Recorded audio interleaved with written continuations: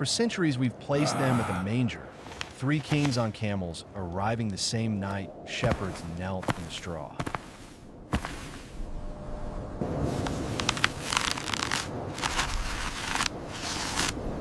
We've named them, we've counted them, we've woven them so deeply into the Christmas story that it feels like Scripture itself.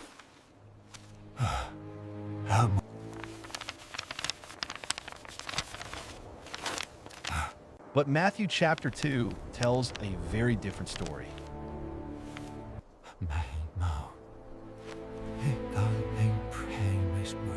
There it is, exactly as the texts foretold. There were no kings, no manger, no newborn wrapped in cloth that night.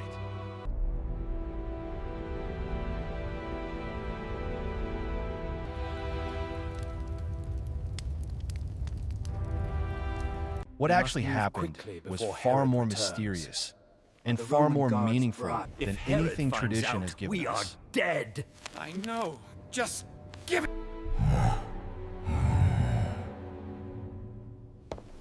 Because before the wise men ever left their homeland, something was already unfolding in Jerusalem. There is a new king born in this land. We have seen his star. Something almost no one ever talks about. This is not good. He seems very angry. I fear for our...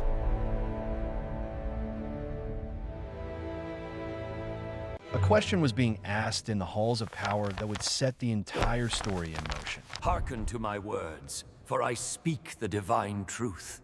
Blessed are... Hearken to my words, for I speak the divine truth. Blessed are... And strangers were asking it.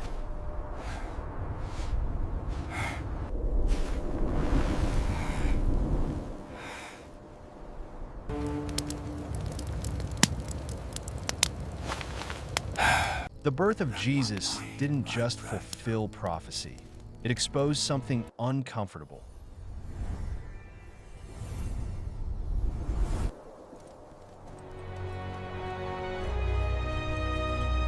Something that still reaches into We must today. cross these peaks before the next full moon if we are... So the man replied, "By the Quds, I am only a shepherd." A shepherd, you say?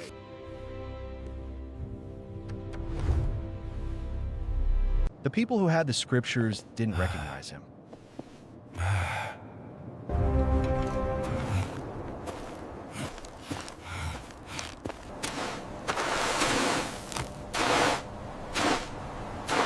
The people who had nothing but a sign in the sky traveled across deserts to find him.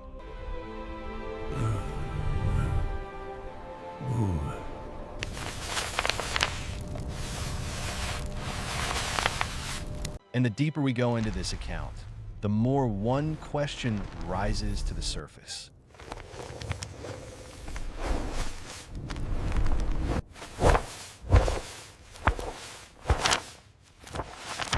A question that reaches beyond Bethlehem and into every generation since.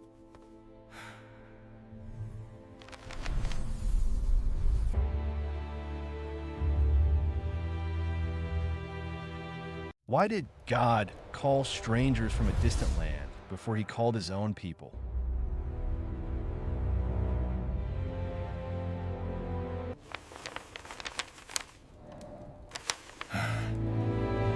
Sometimes the people who should recognize Jesus don't.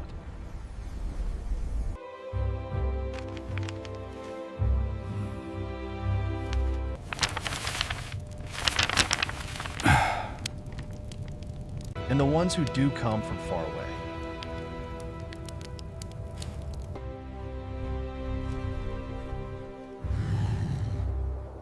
One, two, three. This is the untold story of the wise men, and it begins with a star.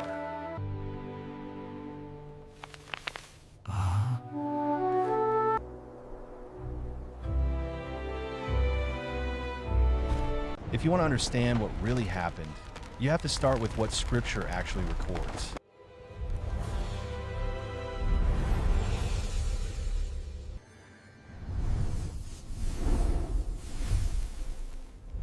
And that means opening Matthew chapter 2.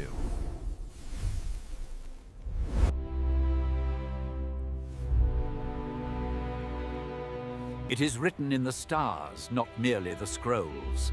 This convergence occurs one. The only place in the entire Bible where the wise men appear.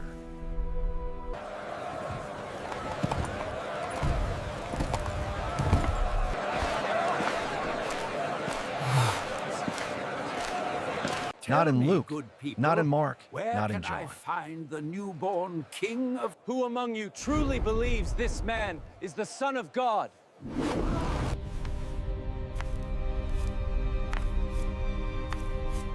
Only Matthew.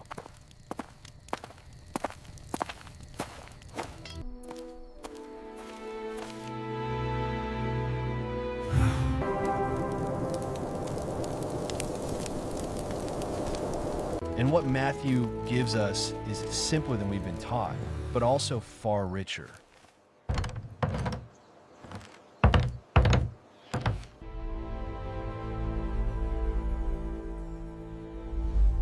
He doesn't tell us their sign names. we have waited for, right here.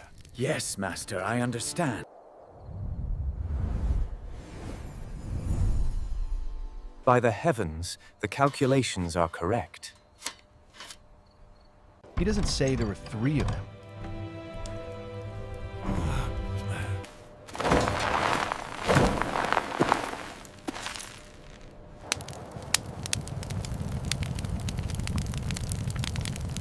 He never calls them kings.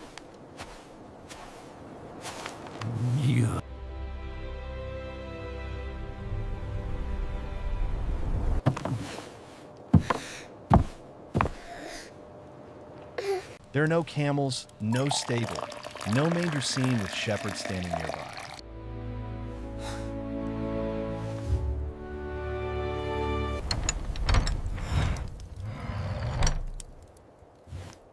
Those details came later, centuries later.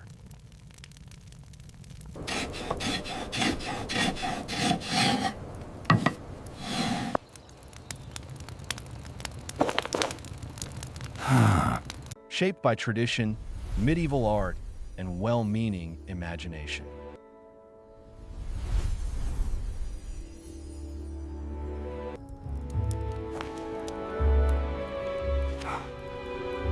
But they aren't in the text.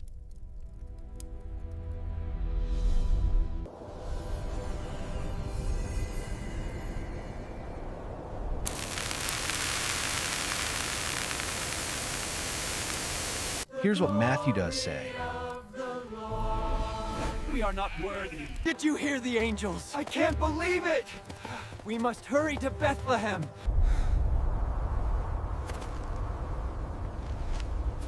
Wise men from the east came to Jerusalem following the star.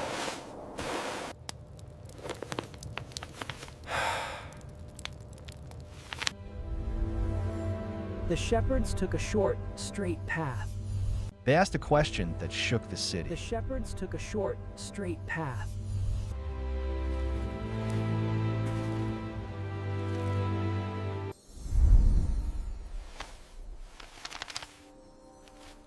They were sent to Bethlehem.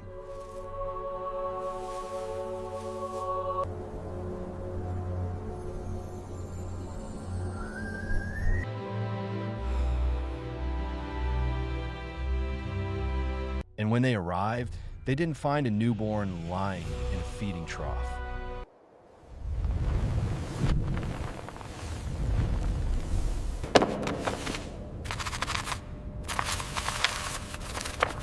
They found a child in a house.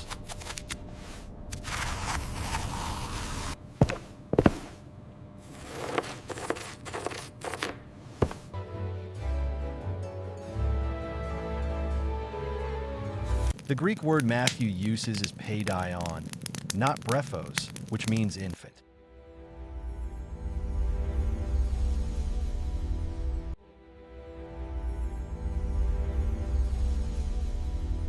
This matters because it means the wise men didn't arrive on the night of Jesus' birth.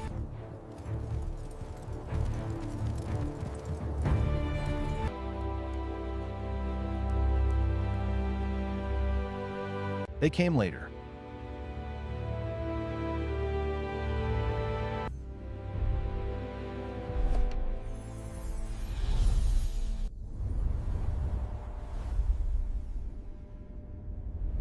Weeks later, maybe even months.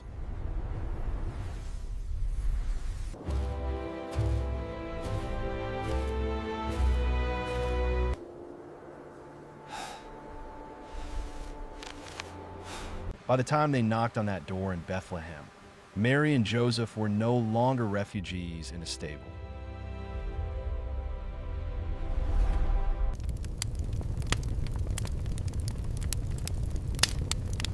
They had found shelter.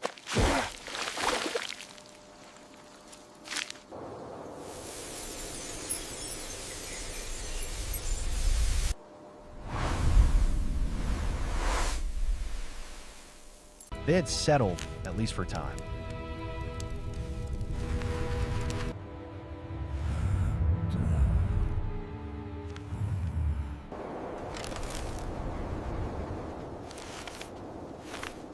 And Jesus, though still very young, was no longer the newborn the shepherds had seen.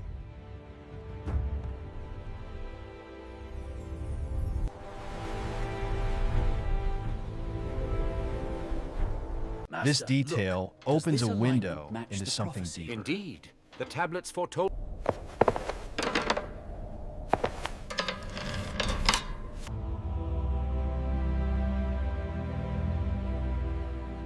God didn't bring everyone to Jesus at the same moment.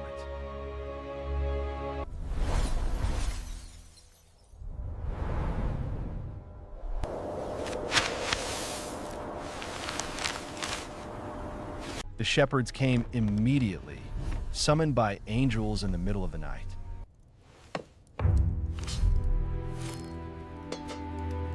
Listen closely, for the prophecy foretold in this scroll is about to be fulfilled. The wise men, their journey was must long, follow the costly, light. and uncertain. For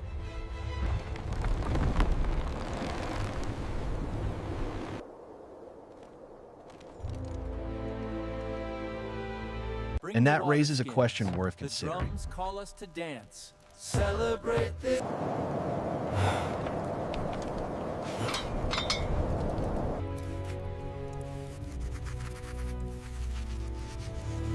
Why did God allow some to arrive right away, while others had to travel so far for so long?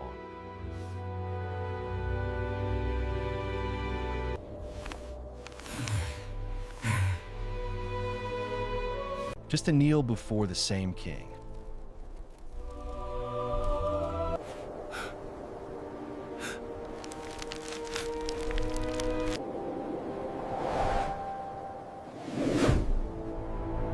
What does that timing reveal about the heart of God and the nature of faith?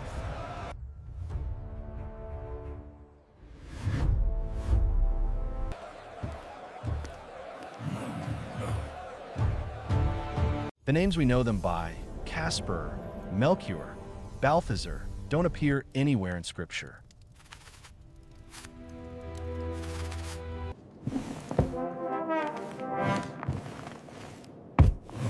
They show up centuries after Christ, woven into Christian tradition through later texts. as the twin stars align in the house of the lion, a new king shall be born in.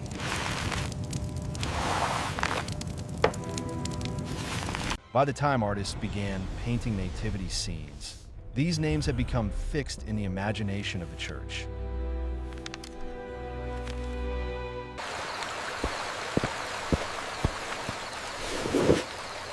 The idea that there were three of them comes from the three gifts: gold, frankincense, and myrrh.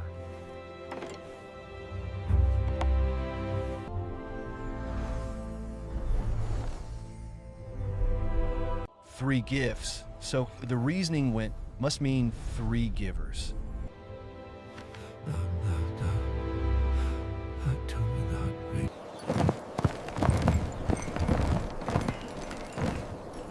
But Matthew never assigns a number.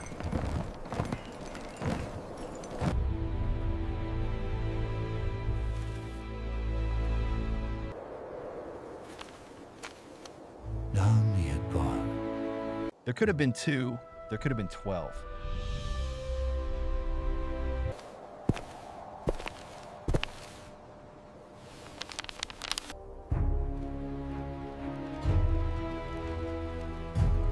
Scripture simply says wise men, plural, and leaves it at that.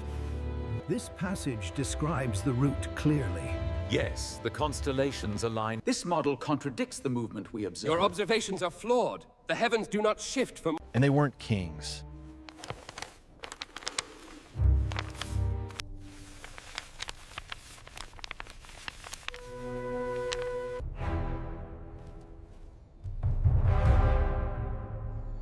That title came much later, inspired in part by Psalm 72 and Isaiah Receive 60. this chain of authority and rise as chief over all.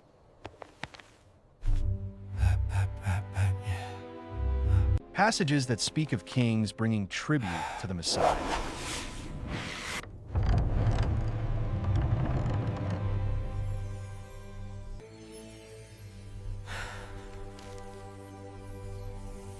Over time, those prophetic images merged with the story of the Magi.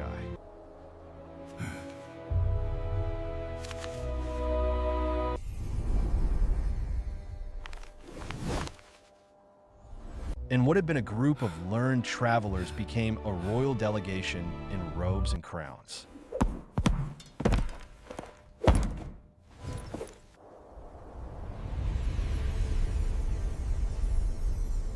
Medieval art did the rest.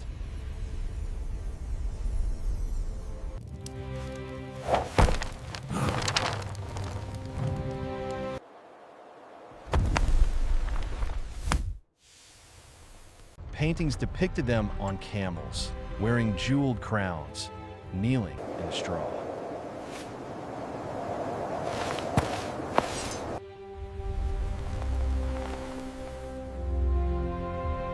Besides shepherds and angels.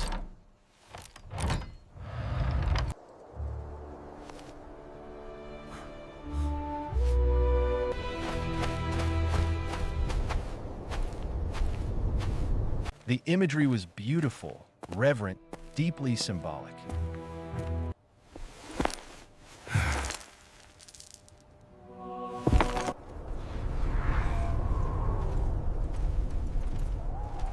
But it wasn't history.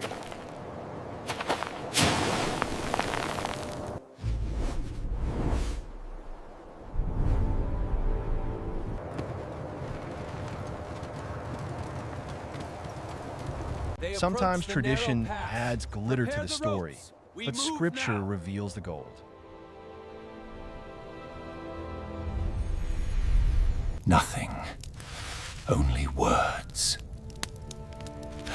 And here's what makes this so important.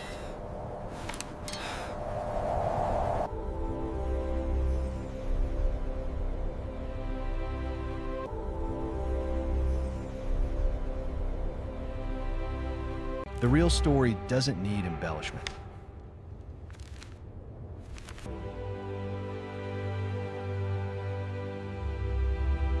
Listen closely.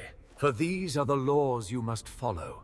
Only through It doesn't need quoting extra from characters memory. or dramatic details to be powerful.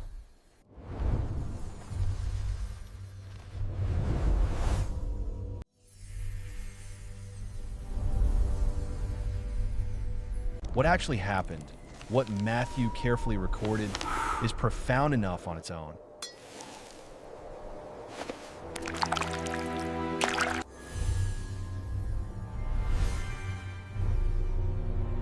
So if the wise men weren't kings, then who were they?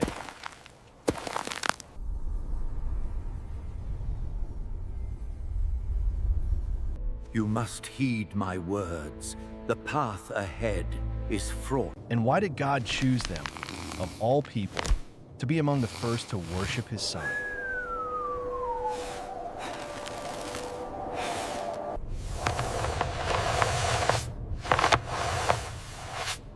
The answer takes us eastward, beyond the borders of Israel.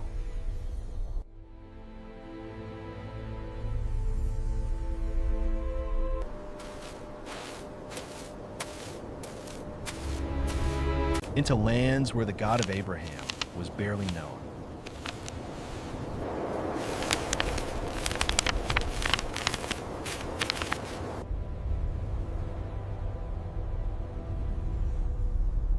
The word Matthew uses is magi.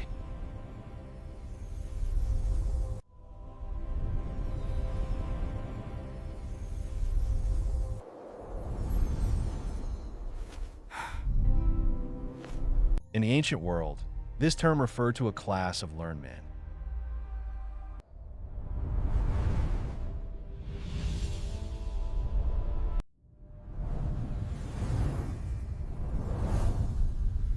Scholars who studied the movements of the heavens, interpreted dreams, and served as advisors to rulers. Look there. Do you see it? It is the sun. They weren't sorcerers in the dark sense we might nature imagine today. dictates a perfect orbit.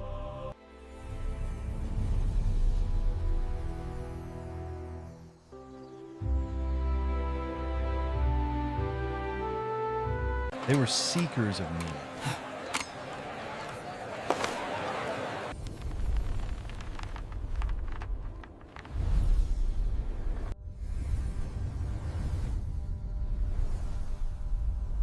Men who believed that the created order held signs.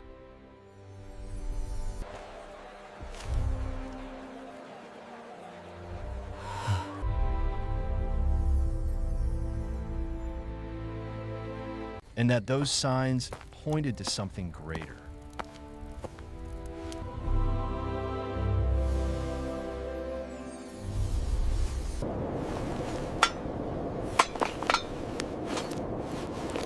They came from the east.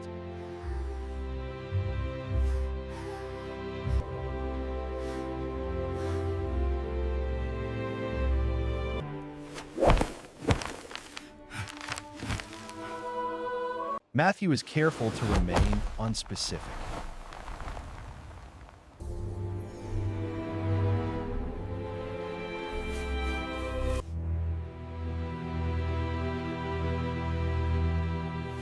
But in biblical literature, the East typically refers to regions beyond the Jordan River.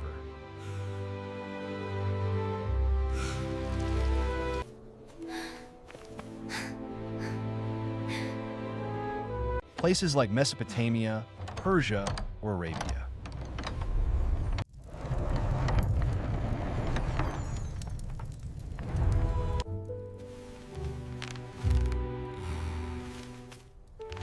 These were lands steeped in ancient learning, where astronomy and philosophy had flourished for centuries.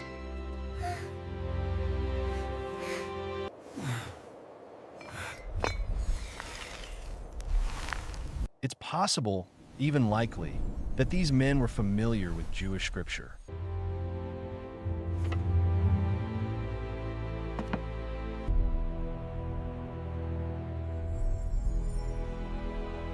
Centuries earlier, during the Babylonian exile, Jewish scholars like Daniel had lived there.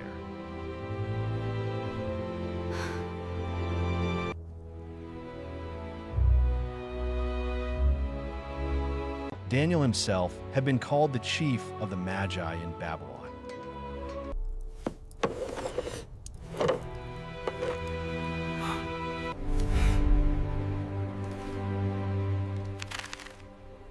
His influence would have left traces.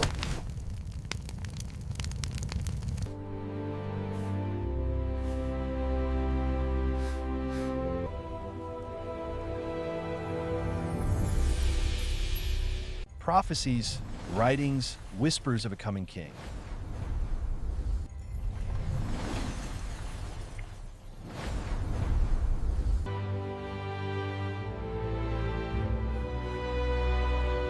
So when the Magi saw the star, they saw more than a celestial event.